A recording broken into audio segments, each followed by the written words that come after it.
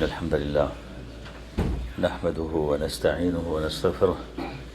ونعوذ بالله من شرور أنفسنا ومن سيئات أعمالنا من يهده الله فلا مضل له ومن يضلل فلا هادي له وأشهد أن لا إله إلا الله وحده لا شريك له وأشهد أن محمدا عبده ورسوله اللهم صل على محمد وعلى آل محمد كما صليت على إبراهيم وعلى آل إبراهيم إنك حميد مجيد اللهم بارك على محمد وعلى آل محمد كما باركت على إبراهيم وعلى آل إبراهيم إنك حميد مجيد اللهم انفعنا بما علمتنا وعلمنا ما ينفعنا وزدنا علما أما بعد فإن خير الحديث كتاب الله وخير الهدي هدي محمد صلى الله عليه وسلم وشر الأمور محدثاتها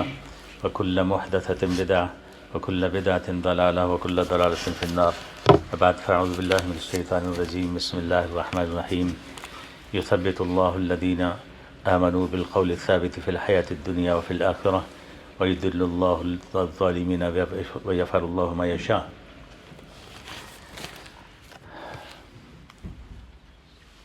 اس آیت کریمہ میں اللہ تعالی نے اہل ایمان کے لیے ایک بہت بڑی خوشخبری بیان کی ہے، اور وہ یہ کہ انہیں دنیا و آخرت میں ثبات عطا کرتا ہے، یعنی ثابت قدمی مرحمت فرماتا ہے۔ ثابت قدمی ایک محاورہ ہے جس کا معنی ہے کسی کام پر ڈٹ جانا، عزم و استقامت کا مظاہرہ کرنا، کسی موقف اور طرز عمل پر قائم رہنا، عقیدہ و نظریہ پر جمے رہنا اور اس سے سر منہ انحراف نہ کرنا اور گمراہ ہونے سے بچے رہنا اور دشمنوں کے ساتھ لڑائی کے وقت ڈٹ کر مقابلہ کرنا، جیسے کہ حدیث میں ہے آپ صلی اللہ علیہ وسلم فرمایا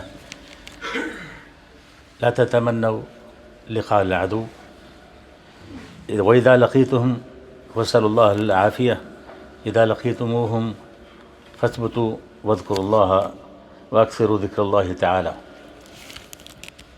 کہ دشمن سے مٹ بھیڑ کی کبھی تمنا نہ کرو، لیکن اگر آمنا سامنا ہو جائے تو ڈر جاؤ اور اللہ سے عافیت طلب کرو اور کثرت سے اللہ تعالیٰ کا ذکر کرو۔ ایسے ہی قرآن پاک میں اللہ فرماتے ہیں یا ایھا الذین آمنوا اذا لقیتم فئۃ فاثبتوا واذکروا اللہ کثیرا لعلکم تفلحون، اے ایمان والو اگر تمہاری کسی گروہ سے مٹ بھیڑ ہو جائے، آمنا سامنا ہو جائے تو ڈٹ جاؤ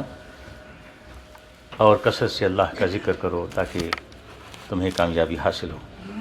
تو یہ اس محاورے کا ایک عمومی مفہوم ہے۔ اسی طرح اس محاورے کا ایک لفظی اور لغوی معنی بھی ہے، جیسے ثابت قدمی کا معنی ہے کہ پاؤں جما کر کھڑے ہونا یا پاؤں جما کر چلنا تاکہ کیچڑ، چکنی اور ناہموار سطح پر پاؤں پھسل نہ جائیں، انسان لڑکھڑا نہ جائے، ڈگمگا نہ جائے۔ بہرحال دنیا میں تو ہم ثابت قدمی کے لغوی اور معنوی مفہوم سے آگاہ ہیں، جبکہ یہ دونوں مفہوم آخرت کے لحاظ سے بھی پائے جاتے ہیں۔ آخرت میں ثابت قدمی کے معنوی مفہوم سے تو ہم واقف ہیں کہ قیامت کے دن آدمی کو بہت سے ایسے مواقف، مناظر اور مراحل سے گزرنا پڑے گا، سے پیش آئیں گے کہ جہاں ڈر اور خوف اور گھبراہٹ اور بے چینی کا یہ عالم ہوگا کہ یوم یجعل الولدان شیبا، کہ وہ دن گھبراہٹ والا ہوگا کہ جہاں بوڑھے بچے جوان ہو جائیں گے، یعنی اس دن کی گھبراہٹ اور شدت احوال کا یہ عالم ہوگا کہ بچوں کا بھی گھبراہٹ اور خوف سے یہ حال ہوگا کہ ان کے بال سفید ہو جائیں گے اور وہ بوڑھے نظر آنے لگیں گے۔ اور اسی طرح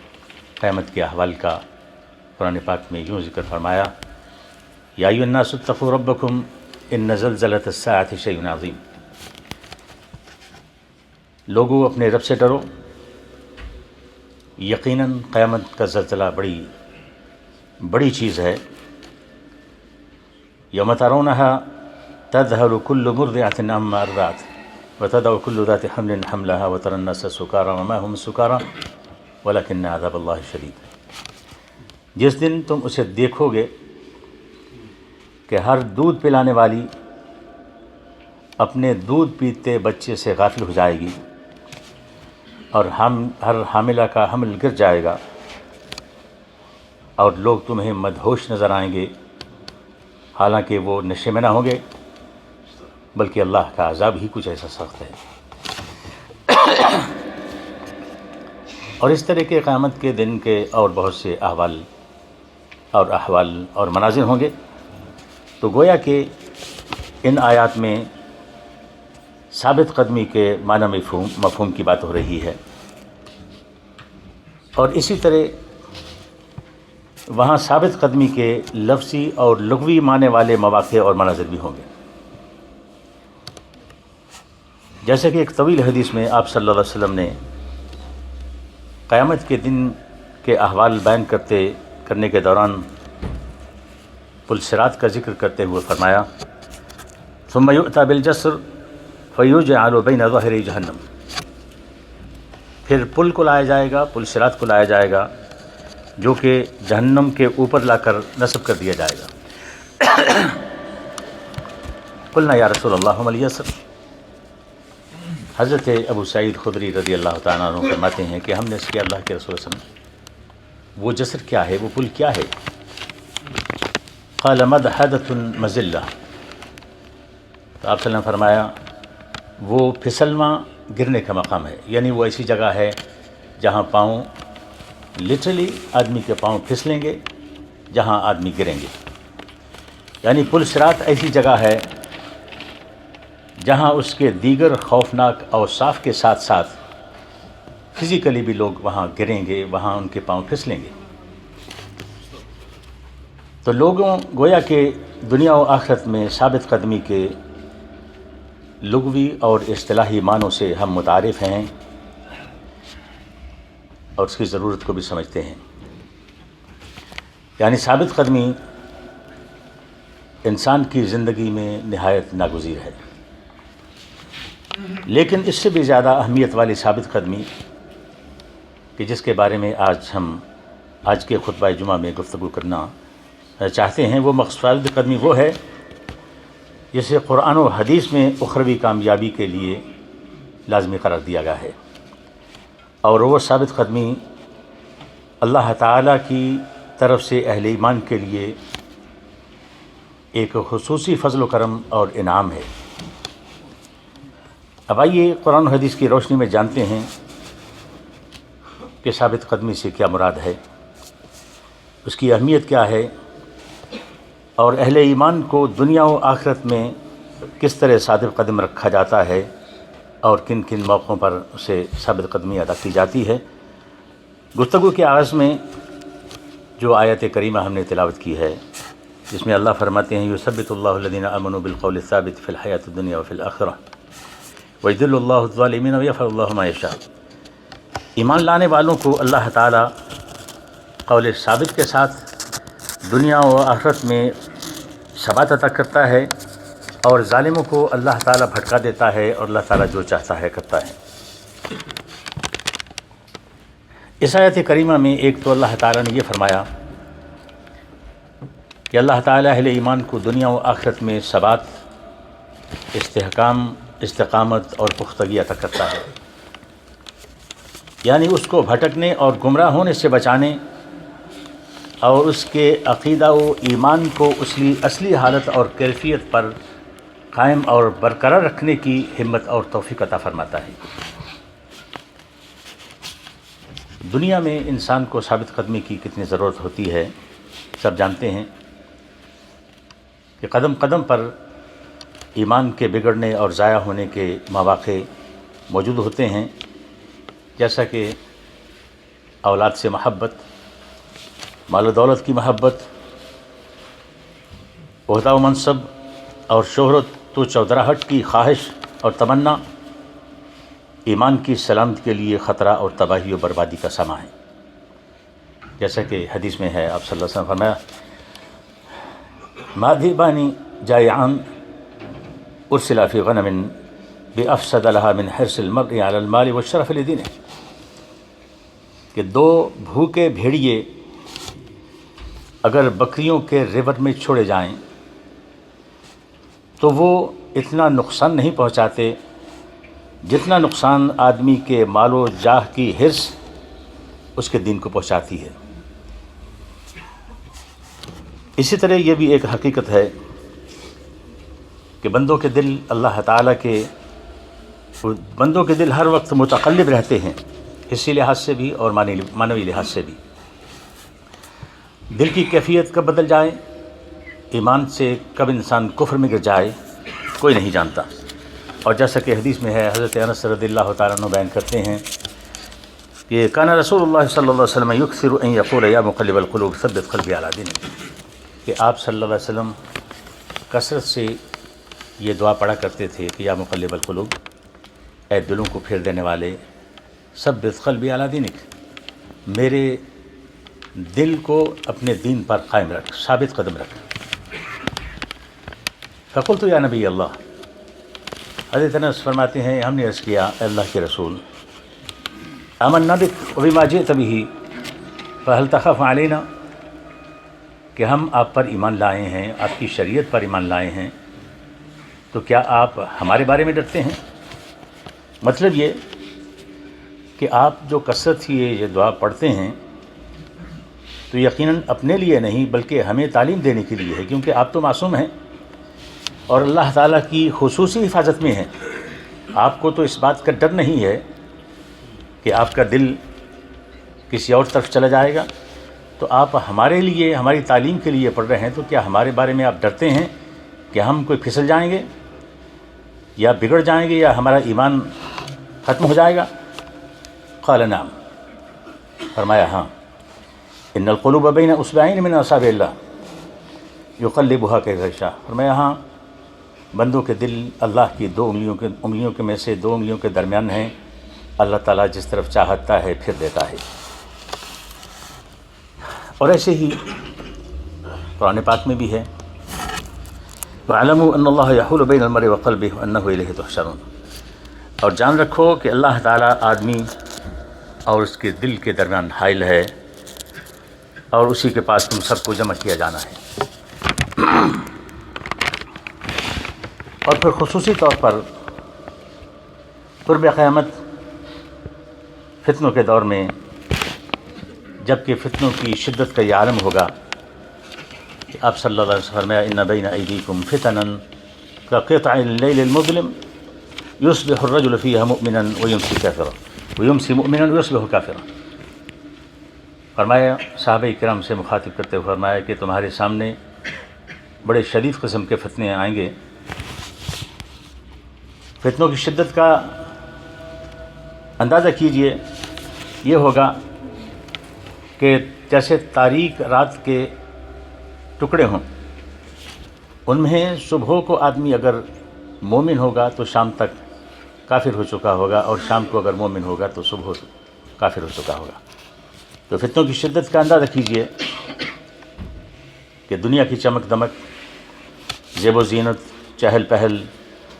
اور شان و شوکت سے متاثر ہو کر آدمی صرف بے عملی اور بدعملی کا شکار نہیں ہوگا بلکہ ایمان سے سیدھا کفر کے گڑھے میں جا گرے گا۔ اور فتنوں کی شدت کا اندازہ کیجئے، اس کی انتہا ملاحظہ فرمائیے کہ آدمی کو مومن سے کافر ہونے کے لیے بہت زیادہ وقت درکار نہیں ہوگا، بلکہ صبح سے شام تک کے درمیان وہ کافر ہو جائے گا۔ تو ایسے میں آدمی کے پائے ثبات میں لغزش پیدا ہونے کے امکانات کس قدر زیادہ ہو سکتے ہیں، آپ بات سمجھ سکتے ہیں۔ ایمان کے بگڑنے اور ضائع ہونے کا ڈر اور خوف رکھنا، اس کی حفاظت کے لیے فکر مند ہونا قرآن پاک میں اہل ایمان کی صفات کے طور پر بیان کیا گیا ہے، جس کے نتیجے میں وہ اللہ کے حضور دعائیں کرتے نظر آتے ہیں کہ ربنا لا تزغ قلوبنا بعد إذ هديتنا وهب لنا من لدنك رحمة إنك أنت الوهاب۔ اے ہمارے رب، ہمیں ہدایت دینے کے بعد ہمارے دل ٹیڑھے نہ کر دینا، اور ہمیں اپنے پاس سے رحمت عطا فرمانا، یقیناً تو ہی بہت بڑی عطا دینے والا ہے۔ تو بات ہو رہی تھی کہ شروع میں تلاوت کی گئی آیت کریمہ میں ایک تو اللہ تعالیٰ اہل ایمان کے لیے دنیا کی زندگی میں ثابت قدمی کا وعدہ فرماتے ہیں کہ مومن کو دنیا میں استقامت فرماتے ہیں، لڑکھڑانے سے بچاتے ہیں، اور دوسری بات یہ بیان فرمائی کہ قول ثابت کے ساتھ استقامت عطا کرتے ہیں، اور قول ثابت سے مراد کلمہ توحید ہے، لا الہ الا اللہ، یعنی لا الہ الا اللہ جیسا کہ مفسرین نے لکھا ہے، اور دنیا کی زندگی سے مراد دنیا کی زندگی ہی ہے، یعنی موت سے پہلے پہلے، اور آخرت کی زندگی سے مراد قبر میں، یعنی منکر نکیر جب سوال کریں گے تو اس وقت ثابت قدمی اللہ تعالیٰ اہل ایمان کو عطا کرتا ہے، جیسا کہ حدیث میں ہے، آپ صلی اللہ علیہ وسلم نے فرمایا المسلم اذا سئل فی القبر یشہد ان لا الہ الا اللہ وان محمد رسول اللہ، کہ مسلمان سے قبر میں جب سوال کیا جاتا ہے تو اس بات کی گواہی دیتا ہے کہ اللہ کے سوا کوئی الہ نہیں، کوئی معبود نہیں، اور محمد صلی اللہ علیہ وسلم اللہ کے رسول ہیں۔ فذلك قوله يثبت الله الذين آمنوا بالقول الثابت في الحياة الدنيا وفي الآخرة، یہی اللہ تعالیٰ کے اس فرمان کا مطلب ہے جس میں اللہ نے یہ فرمایا کہ اللہ تعالیٰ مومن کو دنیا و آخرت میں قول ثابت کے ساتھ ثابت قدم رکھتا ہے، اور یہی اللہ تعالیٰ کے اس کا فرمان کا مفہوم ہے کہ اللہ تعالیٰ بندے کو قول ثابت یعنی لا الہ الا اللہ کے ساتھ، مطلب یہ جس آدمی کا ایمان، جس کا تعلق لا الہ الا اللہ کے ساتھ، محمد رسول اللہ کے ساتھ، اس کے معنی و مفہوم کے ساتھ گہرا ہے، وہی اللہ کے فضل سے اس پر ثابت قدم رہے گا۔ اب سوال یہ ہے کہ قبر میں کیے گئے سوالوں کے جواب کی اس قدر اہمیت کیوں ہے؟ اس میں ایک مسلمان کو کیا پرابلم ہو سکتی ہے جس نے کلمہ توحید کا اقرار کیا، اس کے مطابق زندگی گزاری، اس کو ان سوالوں کا جواب دینے میں بھلا کیا مشکل پیش آ سکتی ہے؟ اس بات کو اہمیت کیوں دی گئی؟ آپ صلی اللہ علیہ وسلم نے اس کے بارے میں فرمایا یثبت اللہ الذین آمنوا بالقول الثابت نزلت فی عذاب القبر، کہ یہ جو آیت کریمہ میں ہے کہ اللہ تعالیٰ اہل ایمان کو قول ثابت کے ساتھ ثابت قدمی عطا کرتا ہے، وہ قبر کے عذاب کے بارے میں نازل ہوئی ہے، اور اس کی وجہ سے قبر کا معاملہ چونکہ بڑا سنگین ہے، اس کا مرحلہ بہت خوفناک ہے، جیسا کہ حدیث میں ہے، آپ صلی اللہ علیہ وسلم نے فرمایا ان القبر اول منازل الاخرہ، کہ قبر آخرت کے منازل، اس کے مراحل میں سے پہلا مرحلہ ہے۔ قبر یہ یہاں سے آخرت شروع ہو جاتی ہے، یہ اس کا پہلا مرحلہ ہے۔ فإن نجا منہ فما بعدہ ایسر منہ، اگر یہاں وہ اس کی بچت ہو گئی، وہ بچ گیا، تو اس کے بعد والا معاملہ اس سے بھی آسان ہے۔ وإن لم ينج منہ فما بعدہ اشد منہ، اور اگر یہاں نہ وہ بچ پایا تو پھر اس کے بعد والے جو معاملات ہیں اس سے کہیں سخت ہیں۔ اور آپ صلی اللہ علیہ وسلم نے فرمایا ما رأيت منظرا قط الا والقبر افظع منه، کہ میں نے قبر سے زیادہ کوئی خوفناک منظر نہیں کبھی دیکھا۔ اور ایک حدیث میں ہے،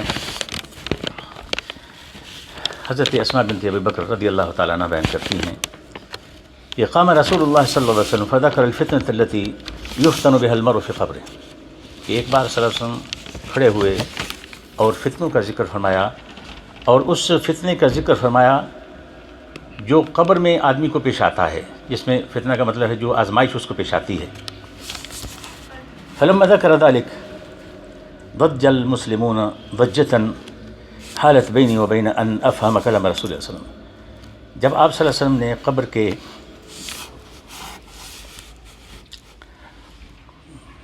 فتنے اور آزمائش کا ذکر فرمایا کہ قبر میں بڑا سخت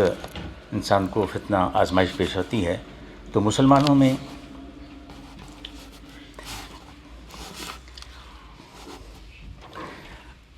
چیخو پکار شروع ہو گئی،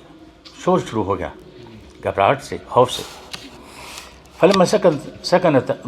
فرماتی ہیں کہ وہ مسلمانوں کے شور کی وجہ سے مجھے آپ صلی اللہ علیہ وسلم کا فرمان کی سمجھ نہیں آیا کہ آپ نے کیا فرمایا ہے، کیونکہ لوگوں نے چیخ پکار شروع کر دی.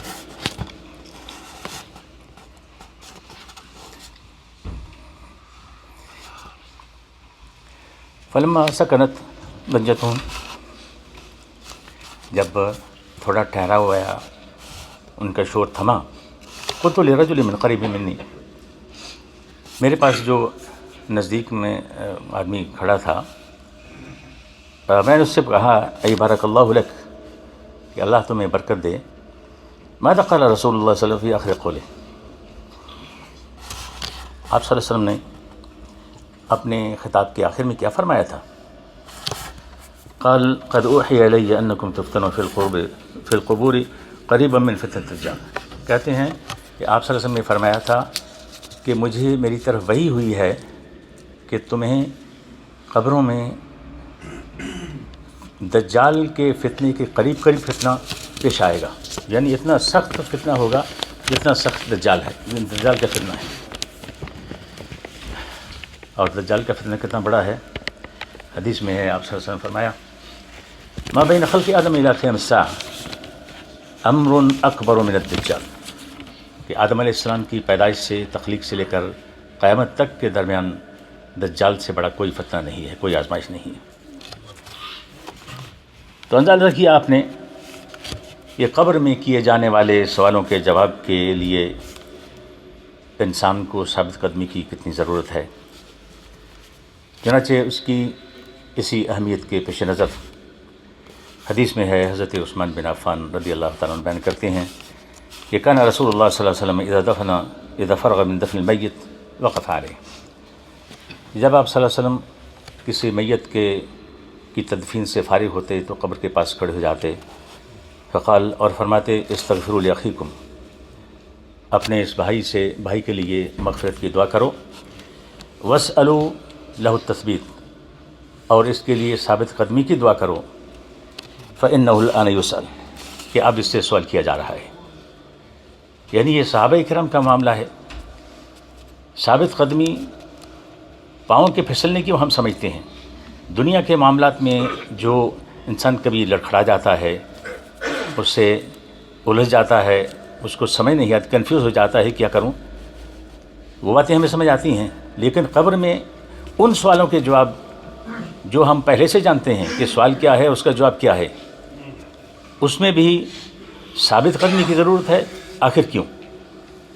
یہ جاننے کے لیے انشاءاللہ آئندہ خطبہ جمعہ میں چند باتیں جاننے کی کوشش کریں گے. اللہ تعالیٰ ہمیں سمجھنے اور ممکن توفیق عطا فرمائے. وآخر دعوانا الحمدللہ.